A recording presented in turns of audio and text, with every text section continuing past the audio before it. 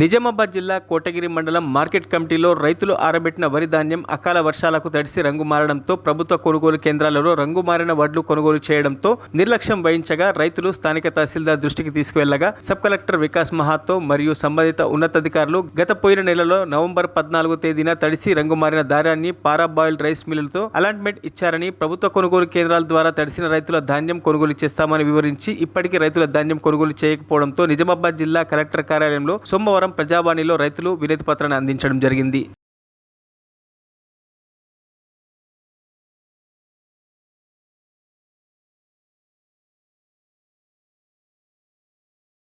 మరిన్ని అప్డేట్స్ కోసం మా ఛానల్ని సబ్స్క్రైబ్ చేయండి.